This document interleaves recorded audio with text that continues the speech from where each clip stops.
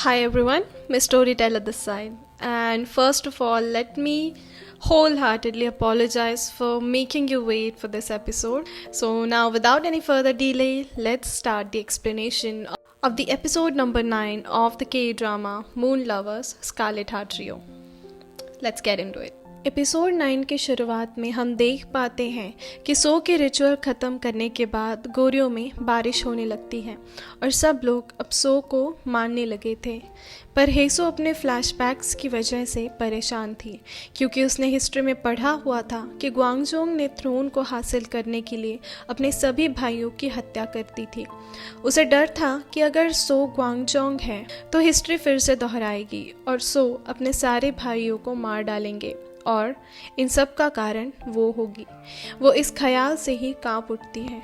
वो उसे बताते हैं कि अभी बारिश हुई है तो किंग सेलिब्रेट करेंगे, पर हेसो को रिस्पॉन्ड न करता देख वो उससे पूछते हैं कि क्या हुआ। वो बड़बड़ाने लगती है कि क्या अब सब उसकी वजह से मारे जाएंगे। वो वूक को सेफ रहने को कहती है, पर वूक समझ नहीं पा रहे थे कि आखिर उसे हुआ क्या है। इधर क्वीन यू प्रिंस यो पर इतनी नाराज़ थी कि वो उन्हें ज़ोर से मुंह पर थप्पड़ मार देती है। यो को बुरा लगता है कि उनकी माँ को उनसे ज़्यादा थ्रोन की चिंता है। इधर पैलेस में किंग प्रिंस सो की तारीफ कर रहे थे। प्रिंस सो खुश थे क्योंकि फाइनली अब उनको वो रिकग्निशन मिल रही थी जो वो डिज़र्व करते हैं। हेसो प्रिंस वूक से फिर से वही बातें दोहराती है और फिर वो जीमोंग के पास जाती है इस बात का मतलब समझने के लिए। वो पहले तो अनजान बनने की कोशिश करते हैं, फिर बाद में वो अपनी कहानी सुनाने लगते हैं कि कैसे बचपन में एक बार वो मर के फिर से ज़िंदा हो गए थे और उनकी माँ कहती है कि वो तब से कुछ अलग से हैं। उन्हें भविष्य की चीज़ें दिखाई देने लगी। फिर वो कहते हैं कि उन्होंने सुना है कि उसके साथ भी कुछ ऐसा ही हुआ है, तो क्या उसे भी फ्यूचर दिखाई देता है। वो हेसु को अपने मन में जो सवाल है वो पूछने को कहते हैं। हेसु को बहुत कुछ जानना था, लेकिन वो पूछती है कि अब वो क्या करे। जीमोंग कहते हैं कुछ भी नहीं। वो कहते हैं कि चीज़ें जैसी है वैसी ही चलती रहे तो बेहतर है। हेसु को उसमें बदलाव लाने की कोशिश नहीं करनी चाहिए, यही सबके लिए और उसके लिए भी ठीक होगा। पैलेस में बारिश हो रही थी और हेसु अपने दिमाग में से वो सारी बातें निकाल ही नहीं पा रही थी। तभी वहाँ सो अचानक आकर उसे डरा देते हैं। हेसु फिर खुद को संभाल कर उनसे नॉर्मली बात करने की कोशिश करती है। वो हेसु को बताते हैं कि वो कितने खुश हैं क्योंकि आज पहली बार किंग ने उनसे एक पिता की तरह बात की, ना कि एक किंग की तरह। हेसु सोचती है कि ये इंसान कैसे किसी को मार सकता है और उसे ही कुछ करना होगा जिस वजह से सो ऐसे ही रहे। वो उनसे कहती है कि आगे भी सब उन्हें ऐसे ही अच्छे से ट्रीट करेंगे तो वो भी अपने गुस्से को खुद पर हावी ना होने दे और सबसे अच्छे से पेश आए।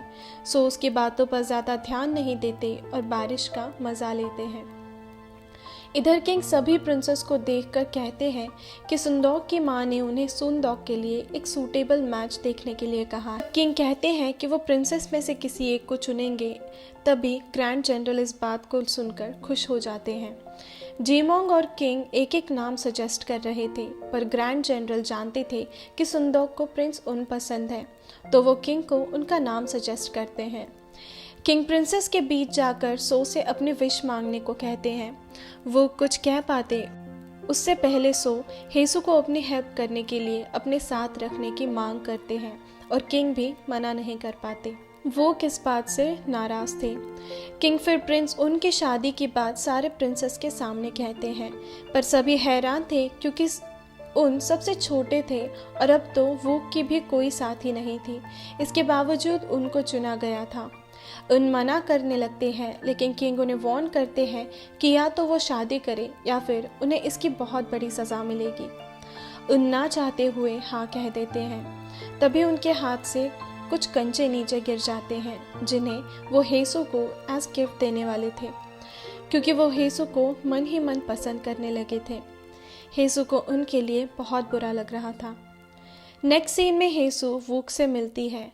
वो कहते हैं कि अब जब किंग बारिश होने का सेलिब्रेशन प्रिंस उनके शादी करके कर रहे हैं तो वो एक कोर्ट लेडी को सर्विस छोड़ने नहीं देंगे। हेसु कहती है कि कोई बात नहीं, उनके पास और बहुत मौके आएंगे। वो कहते हैं पता नहीं कब आएंगे और आएंगे भी या नहीं। हेसु कहती है कि जब तक वो इंतज़ार करने के लिए तैयार है वो भी इंतज़ार करेगी। अब जबकि हेसु प्रिंस सो के लिए काम करने वाली है तो लेडी ओ उसे प्रिंस सो की पसंद नापसंद और उनकी आदतों के बारे में बताने लगती है। लेडी ओ कहती है कि अगर तुम किसी को अपना पूरा दिल नहीं दे सकती तो ये बात तुम पहले से क्लियर कर देना। हेसु कहती है कि क्या हो अगर वो उस इंसान की ज़िंदगी बदल सके। लेडी ओ बताती है कि पैलेस में आने से पहले वो एक इंसान को अपना दिल दे बैठी। तब वो सिर्फ एक कमांडर थे, पर बाद में वो इतनी ऊंची जगह पहुंच गए जहां वो उन तक पहुंच ही नहीं पाई।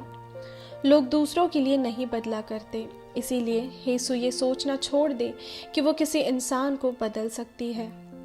नेक्स्ट सीन में हेसु सो का दाग मेकअप से छुपा रही थी और वो उनसे कहती है कि वो खुद भी ये काम करना सीख ले। सो कहते हैं कि क्यों, वो तो है ना उसके पास। वो कहते हैं कि हेसु काफ़ी बदली सी लग रही है, पहले की तरह वो अब उल्टा जवाब भी नहीं देती। हेसु दरअसल अब सो से दूरी बनाने की कोशिश कर रही थी, पर वो झूठ कहती है कि पहले वो नादान थी और आगे से वो ठीक से पेश आएगी। नेक्स्ट सीन में हम एक लड़की को स्वॉर्ड डांस करते हुए देख पाते हैं। ये वही लड़की थी जिसने प्रिंस बेका की ड्राइंग्स फाड़ी थी। उसे डांस करते वक्त बांसुरी की आवाज़ आती है और वो कौन है ये देखने के लिए चली जाती है। बेका कुछ बच्चों को बांसुरी बजाकर सुना रहे थे। वहाँ दोनों में बहस हो जाती है, जहाँ बेका कहते हैं कि उनका नाम बेका है, पर वो लड़की उन पर यकीन नहीं करती और बेका उसे एक्सप्लेन करते उससे पहले वही दो लोग उसे बुलाकर ले जाते हैं। जाते जाते उस लड़के का एक ऑर्नामेंट नीचे गिर जाता है, जिसे देखकर बेका कहते हैं कि ये तो उसके मालिक की तरह है, बहुत ही यूनिक। इधर प्रिंस उन और सुंदौक की शादी थी, पर उन्होंने खुद को कमरे में बंद कर लिया था और वो किसी की नहीं सुन रहे थे। इसीलिए सुंदौक को मजबूरन हेसु के पास जाना पड़ता है। वो कहती है कि चाहे तो वो प्रिंस उनकी दूसरी बीवी बन सकती है, पर वो अभी उनको समझाए। हेसु उनसे बात करने जाती है और उन्हें समझाती है कि वो ऐसा ना करें। उसे उनकी दूसरी बीवी बनाने की बात करते हैं, पर हेसु बताती है कि वो कभी अपने पति को दूसरी औरतों के साथ नहीं बांट सकती। वो उनका इंतज़ार करते हुए बूढ़ी नहीं होना चाहती। वो इस तरह से कभी नहीं जी पाएगी। वो उनसे कहती है कि जब भी वो उनके साथ थी खुश थी, पर इससे आगे वो कुछ नहीं कर सकती। उन कुछ देर बाद कमरे से बाहर आकर शादी के लिए हाँ कह देते हैं। सब लोग उन और सुंदौक को शादी के गिफ्ट्स दे रहे थे, पर उन बस शराब पिए जा रहे थे। तभी हेसु को फिर से फ्लैशबैक्स आने लगते हैं, जिसमें सो के हाथ में तलवार थी और वो उस तलवार से प्रिंस उनको मार देते हैं। वो घबरा कर वहाँ से भागने लगती है। उसे भागते हुए प्रिंस सो और वोग देख लेते हैं। वोग भी फिर हेसु के पीछे जाकर उसे गिरता हुआ देख लेते हैं। हेसु बहुत घबराई हुई थी और बार बार वोग को सो से दूर रहने को कह रही थी। हेसु वोग से कहती है कि उसे पैलेस से कहीं दूर जाना है, फिर वो कहीं भी हो। वोग उसे दिलासा देकर कहते हैं कि वो उसके लिए वैसा ज़रूर करेंगे। इधर शादी के बाद प्रिंस उन और सुंदौक अपने कमरे में बैठे हुए थे। उन कहते हैं कि भले ही उन्होंने उससे शादी कर ली है, पर वो उसके लिए खुद को कभी नहीं बदलेंगे और उन्हें सोने के लिए भी बहुत बड़ी जगह की ज़रूरत पड़ती है। फिर वो अपने बेड पर हाथ पैर फैलाकर सो जाते हैं। सुंदौक फिर भी खुश थी कि अब वो दोनों शादीशुदा है और फिर वो उनको सोते हुए निहार कर खुद नीचे सो जाती है।